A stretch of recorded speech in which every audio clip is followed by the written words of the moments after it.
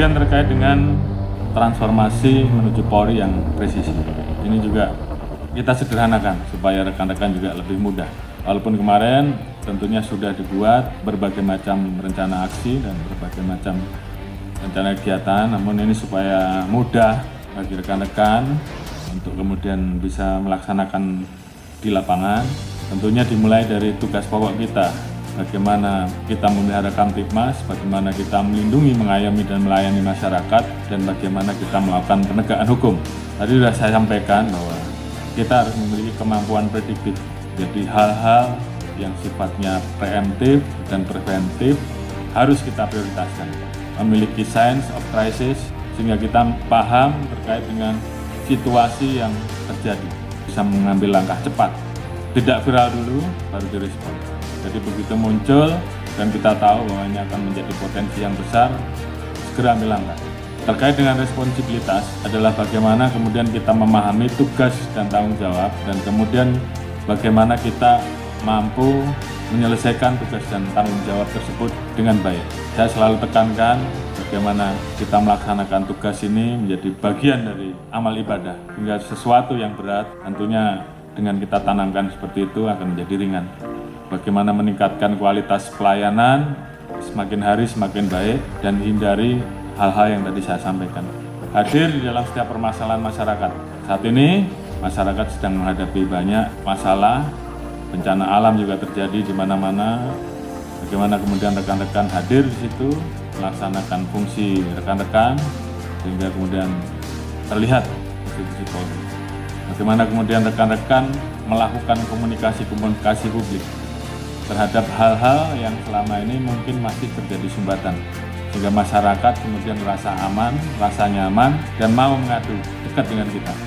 Dan dari situ baru kita bisa menyelesaikan masalah-masalah yang terjadi. Terkait dengan transparansi berkeadilan, kita tentunya harus selalu siap untuk diawasi, dan oleh karena itu apa yang kita lakukan tentunya ada SOP-nya, ada prosedurnya, ada perkapnya, ada kuhapnya. Tolong betul-betul diikuti dengan baik.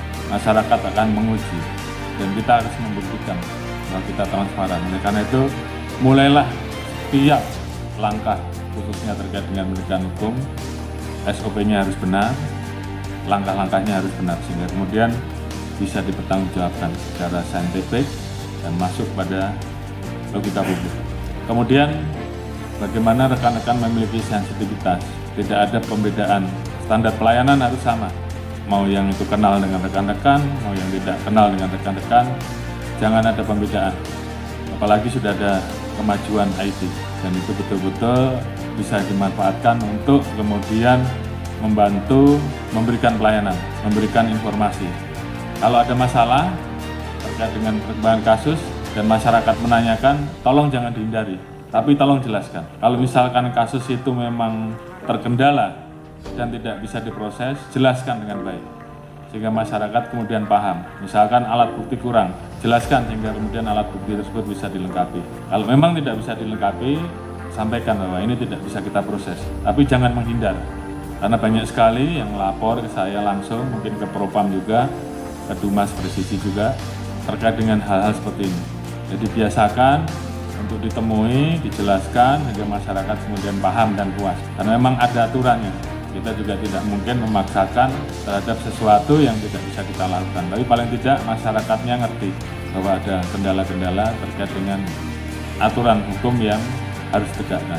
Jadi hal-hal seperti ini tolong betul-betul dilakukan.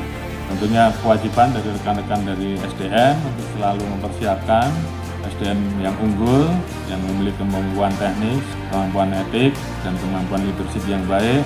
Bagaimana teman-teman di pengawasan, mulai di Pasum, Propam, terus meningkatkan pengawasan dan merespon cepat terhadap keluhan-keluhan dan pengaduan. Dan bagaimana kemudian semua itu kita lakukan untuk mewujudkan polisi yang tegas, humanis, dekat dan mencintai, dan diharapkan oleh masyarakat.